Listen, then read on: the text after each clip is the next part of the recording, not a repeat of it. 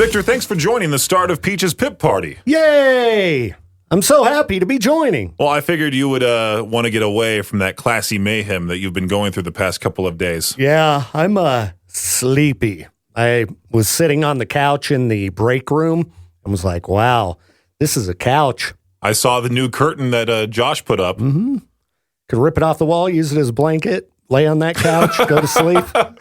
How mad would Josh be if you just ripped that curtain right off the wall? I bet he'd be pretty mad.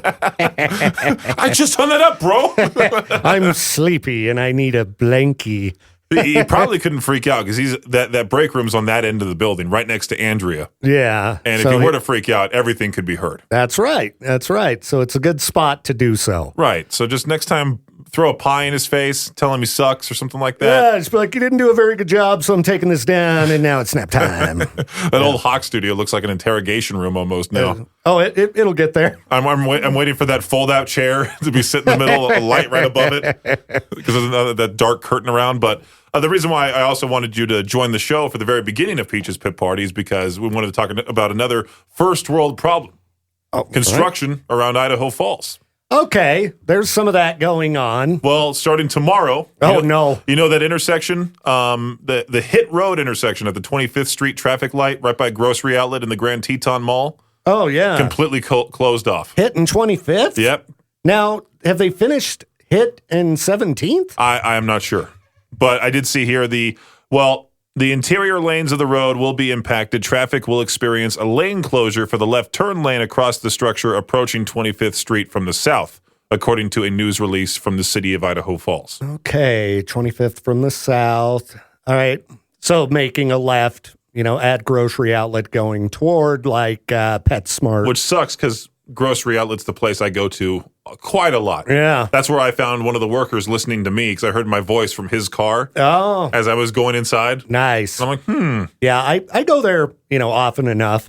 But lately, I don't know. I haven't been finding the beverage selection that I like. Oh, not up to par. I know. Come on, Grocery Outlet. Give me some of them cheap beverages. I even texted you. I'm like, hey, the kombucha's for sale in the back, the far left. I forgot to go back there.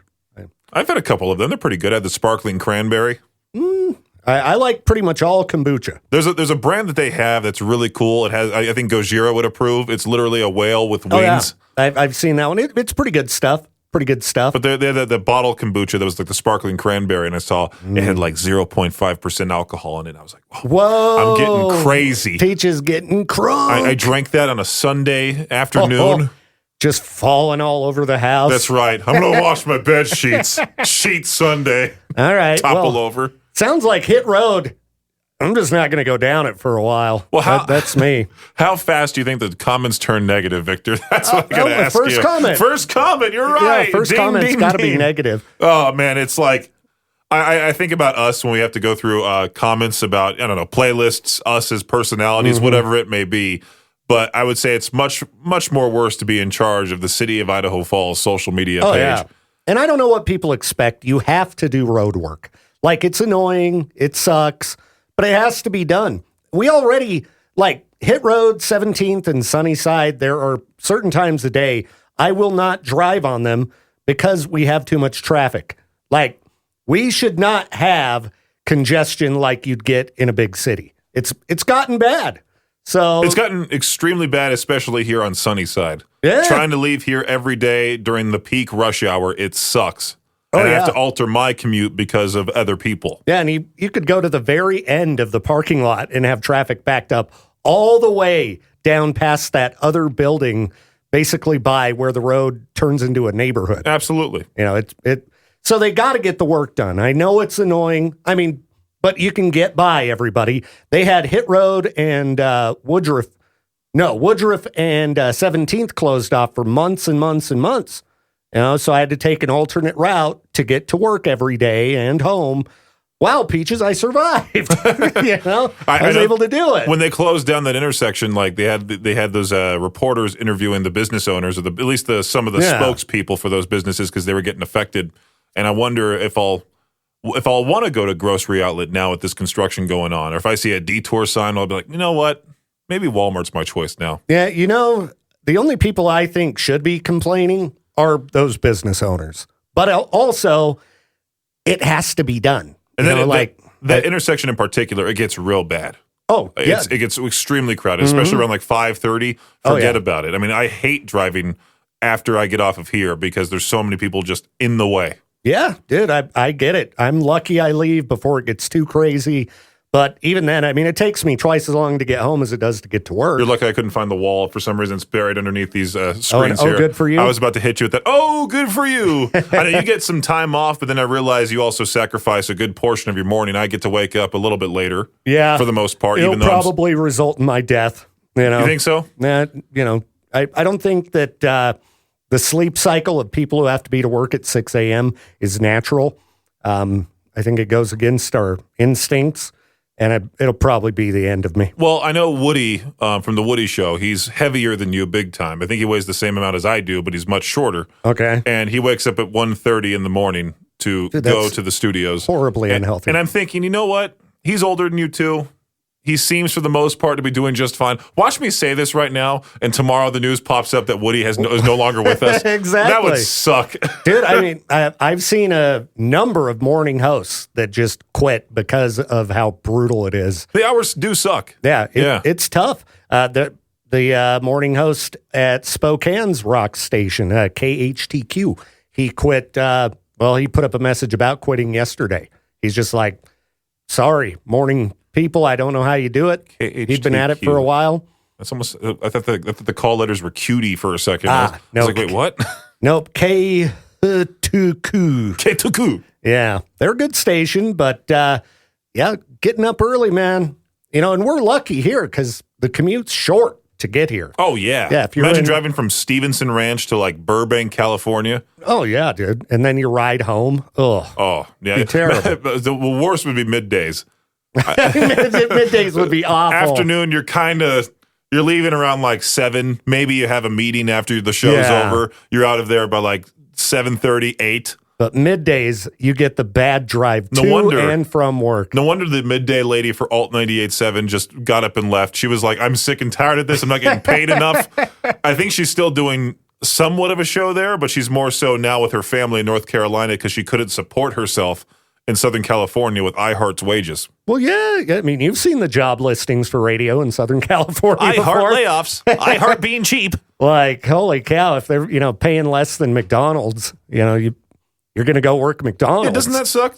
Like, can you imagine, like, you're a teenager and McDonald's making more than a radio personality has been doing that for, I don't know, who knows how long. I'll bet the average McDonald's worker makes more money than the average radio person. We got to find that out. I bet it's true. I bet we got to go to Crappy Radio Jock and say, hey, we conducted this experiment, and we went to our local McDonald's, and we asked them, how much do you make?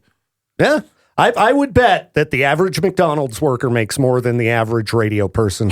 Wow. Especially if you exclude Howard Stern, like all Ryan the hosts Seacrest, Big Boy, the few that Elvis are making Duran. big bucks. Yeah. Because that's not typical of radio. There's a handful of radio people making all the money and everybody else.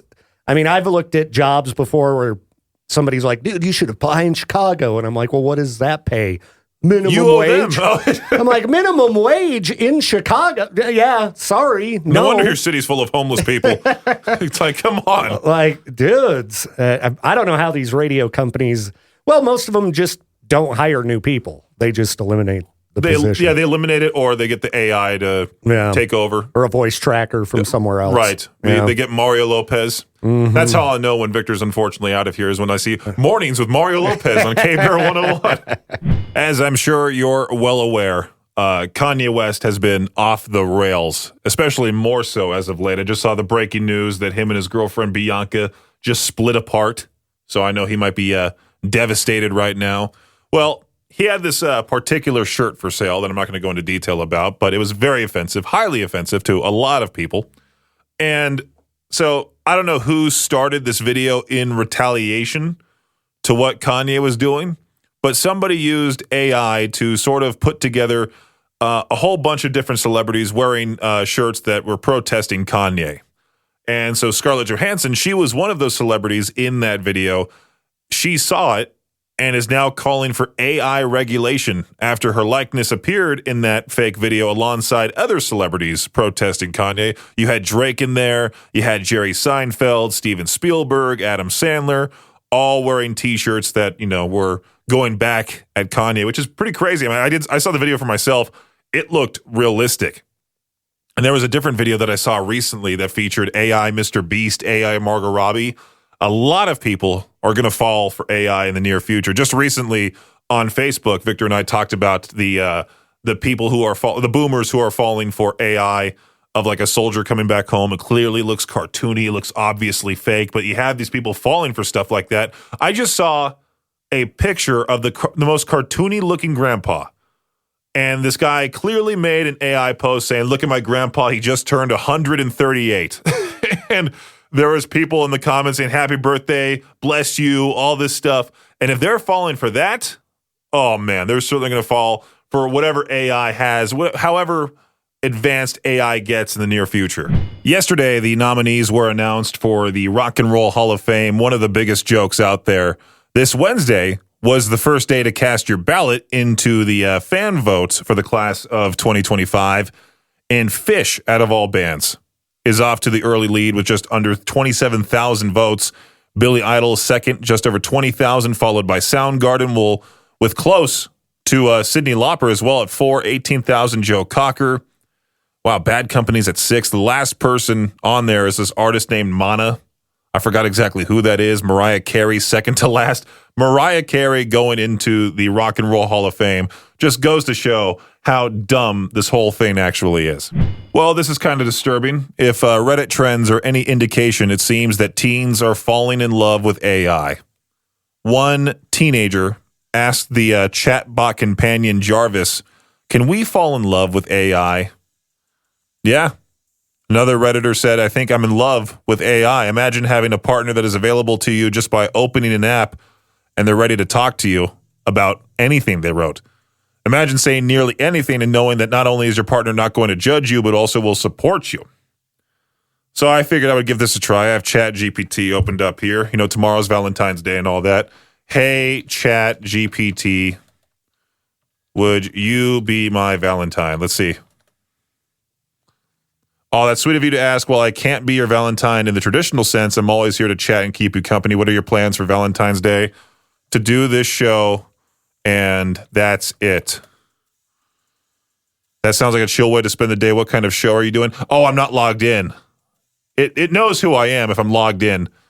I'll say, "I'm Peaches on K-Bear 101. "Oh, nice. Peaches on K-Bear 101. Sounds like if you got a cool gig going. What's the vibe of your show?" It must not memorize what other people put into it, but I think ChatGPT just rejected me in being my Valentine for Valentine's Day. Oh, well, I guess I'll eat the chocolates myself. That's fine. And this right here is your Shot Clock Sports Update.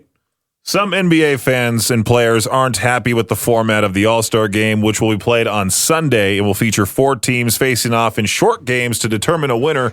One player that does support the new deal is Steph Curry, who was an inspiration for the change. Curry visited the NBA offices last summer, and Commissioner Adam Silver asked him for input on the game. Curry suggested shortening the game, putting in things that could bring out players' competitiveness.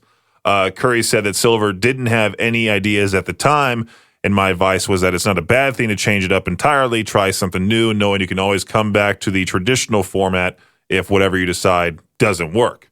Dallas Mavericks general manager Nico Harrison just might be the most hated man in the city after the Luka Doncic trade. I've mentioned this over the past couple of days.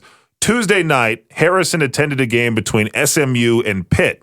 And once SMU's student section realized that he was in the building, they started up a Fire Nico chant. Unlike the Mavericks fans who were ejected because of those words on Monday in Dallas, the students were able to stay in the arena after their chant was over. Pretty crazy, right?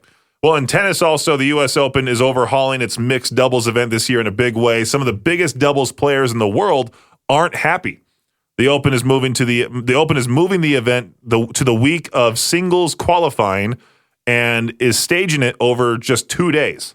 Only 16 pairs will compete over the 2 days, and the scoring system will be changed to change to best of 3 set matches with sets played only 4 games instead of 6. 8 pairs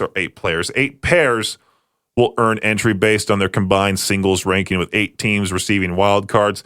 That basically shuts out players who focus on doubles. Former doubles world number 1, Rajiv Ram, is that how you say it? Rajiv Ram said if it's a proper tournament, we should want the best players in the world competing for the title. And at the moment, that is not going to happen. That does it for your Shot Clock Sports Update right here on K-Bear 101. Yesterday, we talked about the car brands that cause the most and least accidents out there on the road. I think the most was Tesla. There was also Subaru, and there was one more on there that I'm completely forgetting. But the ones that you rarely ever see on the road were the ones that caused the least amount of accidents, like Pontiac or whatever it was. I'm honestly sorry that I forget this, but at the same time, they released this. What is exactly the best-selling car of 2024? This SUV ended the Ford F-150's 40-year run as the best-selling vehicle. I was quite shocked about this because I'm like, the Ford F-150 is that popular? Like, I know it's a popular truck, but I didn't expect it to be that popular. Let's just go to the top 3. Honda CR-V, which my mom has, very stereotypical SUV there. The Ford F-150 at number 2, we just talked about that. The Toyota RAV4. Toyota, honestly, one of the best brands out there. But the thing is for me is that I can't car shop like a regular person. I have to do, hey, does it fit my tall butt game? And most cars don't. You'd be surprised on how many cars don't necessarily fit me. And I get questions like, hey, how do you fit in your Santa Fe? That one's actually quite roomy. The car that I had before, the Honda Element, I am extremely sad that they discontinued that car back in 2011. I thought there was a rumor that they were going to bring it back, but I don't think that's the case anymore, unfortunately. It would be cool if they did because that was the roomiest car. I loved the thing. I used to put the seats up in the back, and you would have like this giant roomy vehicle. It may look like a small cube car on the outside, but when you sit inside of it, it's like one of those clown cars. Tiny on the outside, but huge on the inside. I honestly wonder about this a lot. Most recently, I saw something funny that my friends and I were talking about on the Discord call. McDonald's just started doing the Angel Reese special. If you don't know who Angel Reese is she a college player or is she now a WNBA player? Might be a WNBA player. She played for LSU, and she did really well. And I don't know if she's in the WNBA now or not, but anyway, that's besides the point. I saw this, and then yesterday, my friends and I were making fun of the Blake Griffin ads for Red Lobster. Blake Griffin, NBA superstar, dunked the ball extremely well. That was about it. Played for my least favorite NBA team, the LA Clippers, for quite some time. Did I admire the guy as a player? Sure, he was fun to watch. He dunked the ball aggressively, dunked over people. But later in his career, as predicted, his career had a downfall because he couldn't dunk like he used to, which happens to everybody.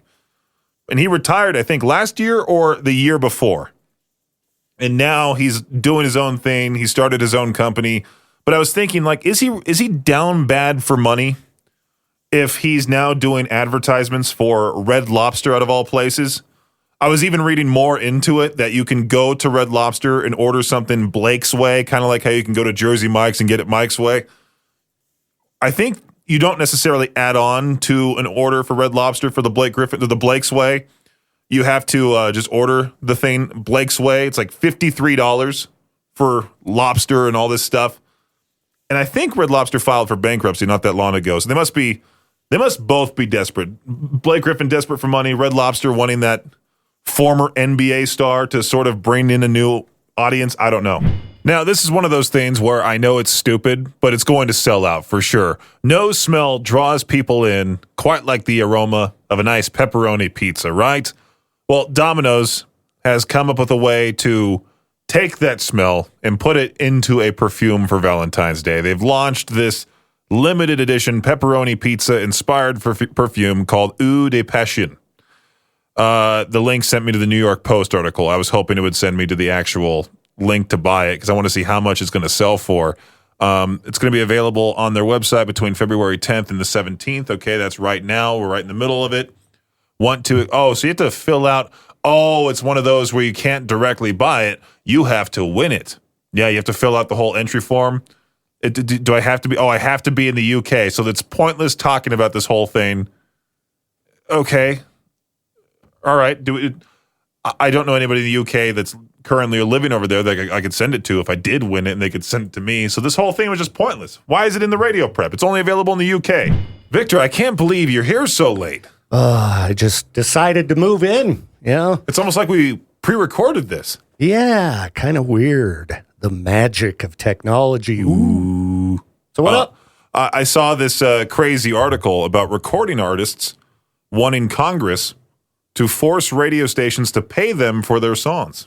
Yes, I saw this as well. Is this a performance royalty? It's the American Music Fairness Act would ensure performers, not just songwriters, get paid when AM, FM radio stations play their music. Yeah.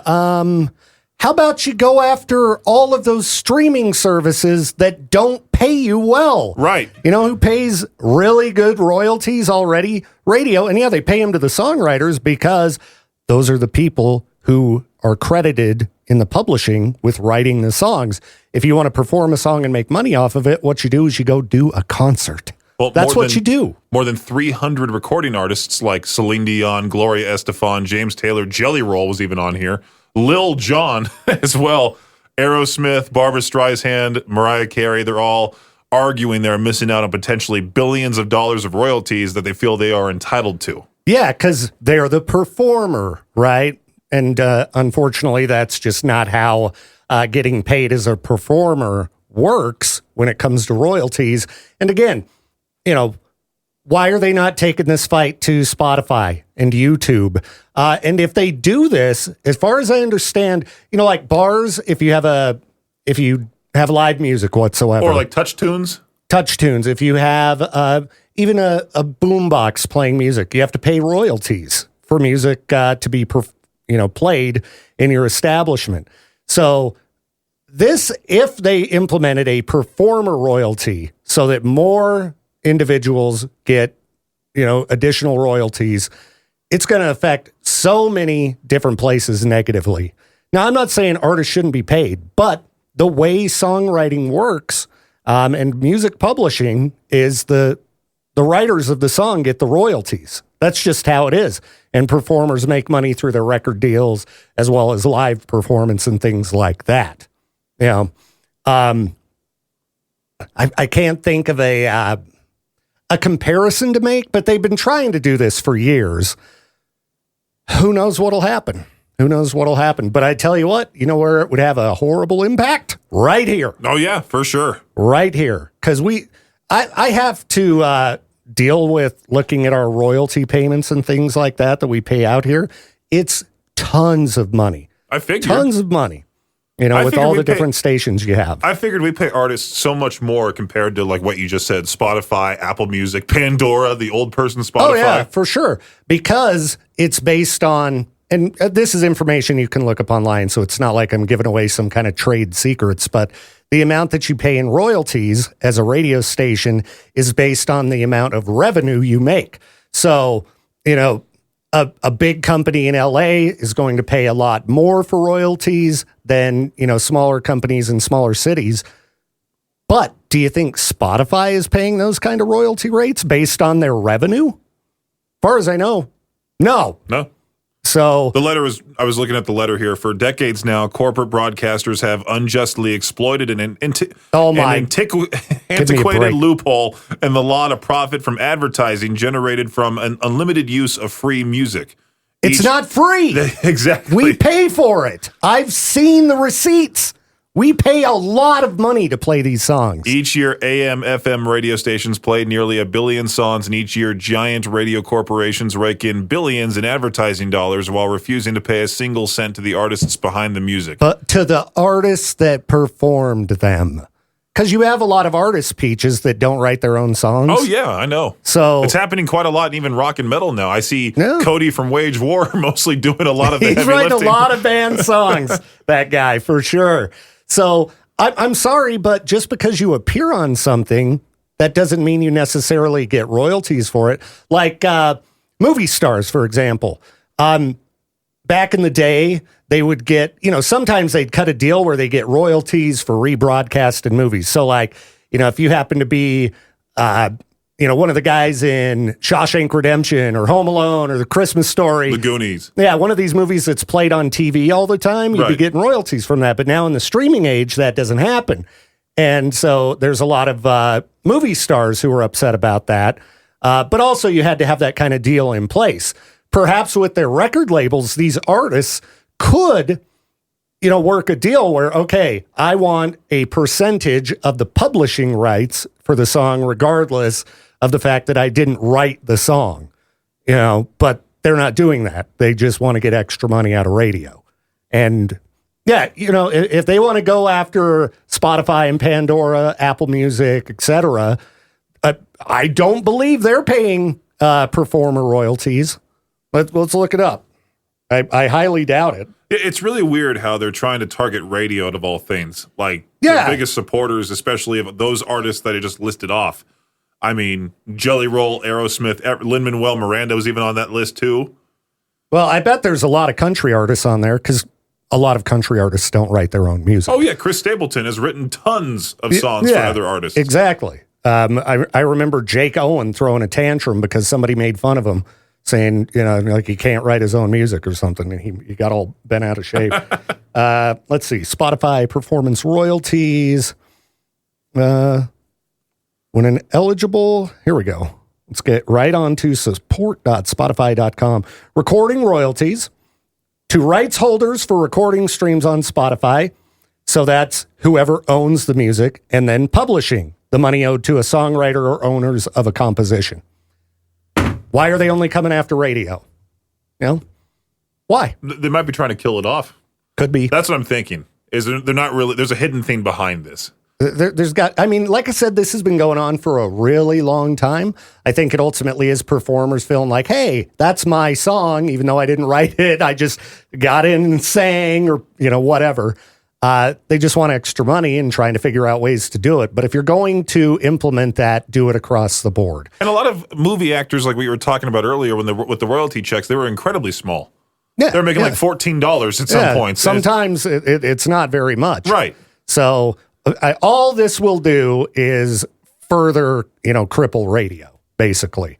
And throwing around free really makes me mad because that is a manipulation of the information. Radio pays more royalties than any of these other groups. At least last I checked. I could be wrong, but I'm pretty sure. And you can't say radio's playing songs for free. I think a while back I tried making a sweeper that said we love radio because music should be free, and you're like, get this out of here right now. Like, you were so mad about that. I don't think music should be free. But the way that music works is the people who write the songs get the money. Performers get money for performing, going out, doing shows, getting licensing deals with Pepsi and blah, blah, blah. Hey, I'm Britney Spears. I'm going to, do this makeup commercial. There's a lot of different ways they can make money. Tons. Merch sales. And it'll probably, if they do implement a performance royalty, I would assume they'll cut into, they're going to, move things around, and they'll probably take money away from the songwriters. And I'm sorry, but the people who wrote the songs, in my opinion, deserve the money. Oh, definitely. They came up with it. You put it all together. You used your talent to go perform and sing on a song. 100%. Write your own songs. Write your own songs. Don't have these songwriting teams of 10 people. I make it equivalent to like the guy who's part of the group project that does all the heavy lifting. And then there's the person who's just charismatic that leads the entire presentation in front of the class. Yeah. And they get equal credit. Yeah. And that's, I love artists, but if you want to get royalties for your music, you need to write your own music and do everything you can to retain the rights to your music so that you own as much of it as possible. Well, I figured I would talk about radio again, considering today is World Radio Day. Who celebrates it? People in the industry, and only the people in the industry. Nobody says, hey, I'm thankful for radio. World Radio Day. Every single DJ that I know that I follow on social media has been posting about it, showing off where they've been, how long they've been doing this type of thing. I'm glad I am not one of those people who has to be moved around the entire country to then find employment for a 15th time and do a show for a different format and try to blend in with that city. That would suck. That really would. And there's Victor and I were just sort of teasing about this holiday earlier today about the people who get tattoos of old microphones that, of course, are not being used at all. They're more so just a symbol of like, oh yeah, I'm in radio. Look at this old microphone tattooed to my arm. Multiple people within the industry too have microphones, more than one, tattooed on them. If I were to ever get a tattoo, it wouldn't be a microphone. Why would I want that? Like, what if you're one of those employees that somehow gets laid off or fired or whatever, and then you have to deal with a microphone tattoo as an unemployed DJ? That would really suck, wouldn't it? I don't know which story is weirder for today. A woman gave birth on a New York subway train, or there's an emu on the lam. Police in Batesville, Mississippi, they're trying to track down an escaped emu who busted out of her owner's property and is on the run. Police even shared a wanted poster for the flightless bird they've named Emu the Great. What a creative name that is. Warning residents not to approach her because she's known to charge at anyone standing in the way of its freedom. I mean, it's a giant bird. Emus can run surprisingly fast. They say she is specifically wanted on charges of felony, fleeing, disorderly conduct. And if you spot her, please notify us. I mean, I'm sure she's pretty easy to spot. Oh, look, there's an emu. It's 5'7". 5'7", a weird-looking bird. Emus, ostriches, they're both weird-looking. They specifically urge people not to honk their car horns at her because it'll scare her. I want to know, how fast can emus run again? Emu top speed, because I know you're not catching it on foot. 31 miles per hour, maximum sprint. Their long legs enable them to walk considerable distances or outrun danger. Imagine seeing that freaky looking bird just running at you. 31 miles per hour. That could easily take anyone out. Obviously, I know about the game Mike Tyson's Punch-Out. First released on the NES back in 1987, and in the 38 years the game has been around, no player was ever able to register a TKO on Tyson in less than 2 minutes. That was until now. The gamer Summoning Salt pulled off this amazing victory in 1 minute, 59.97 seconds. The victory was the result of some crazy dedication, as it took Summoning Salt over 5 years, 75,000 attempts to get the job done. I wonder, how old is this dude? Could you imagine seeing this guy try to grind and get this? Did he get it on camera? I'm sure he had to, right? Yeah, there it is. Mike Tyson in 159.97. I have never given that game a try, but I know Mike Tyson in that game is one of the hardest bosses of all time in video game history. If you ever look at like a hardest bosses list, he's always on there. And I would say it's probably, oh, no, I shouldn't say that. What's harder, to knock him out in the game or knock him out in real life? Probably in real life now, because, you know, he's in his 60s, but still, I wouldn't want to fight him. If you want a funny subreddit to follow, r/fridge detective is a pretty fun one. I just recently followed it about a week ago, and now I'm seeing people's fridges flood my timeline or my Reddit feed, whatever it's called when you go onto Reddit, your home page, your feed. Somebody just posted the refrigerator, and they have tons of drinks. Like, only drinks in this refrigerator. Besides some basic condiments on the shelf, you got different sodas, different juices. I see Snapple, vitamin water, Gatorade, Powerade Zero, Sunny D. I feel like this has to be some sort of family drink fridge they have in the garage, from what it looks like. My dream as an adult is to have 2 refrigerators, one for the regular stuff, like the foods and all that, but another one with that glass door on the front that has only drinks specifically for anybody who decides to come over. When I was growing up, my family, for some reason, was very weird about if I invited my friend over. My mom would take the dog, hide in the parents' bedroom, slam the door shut, wait for them to leave, and then come back out. Because I think but not only my mom and my dad, not only my mom, but also my dad too, they were embarrassed by, I don't know, the mess or something, even though there wasn't a mess. I understand how they feel, because whenever somebody decides to come visit me, like my friend Bryson, if he were to come over right now, my place is a mess with just a little pile of clothes on the floor. It's not really a mess, but you exaggerate it in your head. It's like seeing yourself in a photo. But I would love to have my fridge full of drinks for friends, like my friends who are coming up from California in July. They're going to be here for the 4th and all of that, for a nice little, almost a week, little trip to come see me out here, see Idaho for the very first time. I'll definitely have my fridge stocked up with different beverages for them, ask them what they like to have, and put that in there because I'm that type of friend for sure. But I might have to put my fridge currently in this subreddit, which has nothing in it. I think it has like 2 cartons of egg whites, my Brita filter, and a half gallon of milk that's half full, and see what they think. Recently, we've been talking a lot about movies. Yesterday and today on the noon hour of Madness and Mayhem, we talked about weird screwing with the mind movies, the worst movies according to the certain podcast, the best movies, and I was listing off different movies that I haven't seen. I obviously haven't seen a lot of the classics because I just never really cared for most of them. And usually you get these people whenever you say something like, I haven't seen Pulp Fiction. What? You haven't seen that? Like, did I not just say that? So what super popular movie have you never seen and people lose their minds when they find out? The Godfather movies from Matthew, Shawshank or Titanic from Rob. Got a lot of answers so far on the Facebook page, on the main Caber page, but I want to hear your answer on the show right now. Call in at 208-535-1015. What super popular movie have you never seen and people lose their minds when they find out? Hey, K-Bear, how's it going? Hey, what's going on, Peaches? What's that super popular movie that you've never seen that everyone freaks out when you say you haven't seen it? The Lion King. I honestly have to say, I don't think I've seen it either in its entirety. I think I've just watched most of it through clips and stuff, or partial watches. Like, it would be on the TV and I would watch a majority of it. Yeah, I have never seen it, and people freak out when I tell them. Don't you hate that? And you're like, I just said I didn't see it. Like, what's wrong with me not seeing it? Like, makes no sense. But yeah, man, I appreciate that answer. Yeah, no problem, Peaches. You have a good one. You too. All righty. Hopefully Victor gets callers tomorrow for traffic school, powered by the Advocates at 8:45. Otherwise, I'll have to do a lot of talking on the air. Like I said, it's that very weird time of the year where people are just not wanting to do anything. Really. Oh, it looks like I got somebody else here. K-Bear, how's it going? Hi, good. I've never seen the Matrix movies. I don't think I haven't seen those movies either. My dad has seen them on TV, and I think I've sat in the room while he's watching them, but I think I've only ever played the video game. Yeah. And my husband's like, you've never seen that? I go, I've seen you watch it. I see bits and pieces, but no, I've never seen it. It's not that interesting, is it? You're like, yeah, that's okay. Well, I'm like, yeah, I'm not getting this.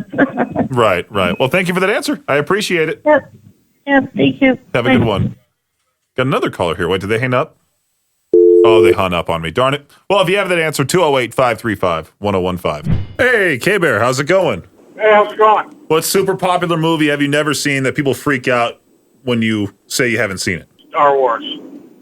Just not interested you, or what? I just have never been interested in it, and people get so mad when I tell I've never seen it. I will never watch a single Star Wars. You're not alone there. There's multiple people on the Facebook saying the exact same thing. I just was never interested, so I wouldn't watch it, and then people get mad. I actually had a cousin that got so mad that he would get angry when I tell him I wouldn't watch it.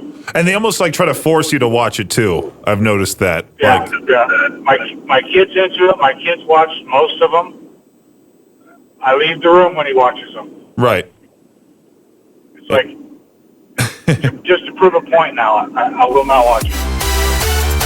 Thanks for listening to Peaches Pit Party, the podcast. If you enjoyed the show, please share, subscribe, and rate the podcast. Peaches Pit Party is hosted by me, Peaches, a.k.a. Brendan Peach, and is a production of Media Group. For more information or to contact the show, visit riverbendmediagroup.com. Until next time, Peach out.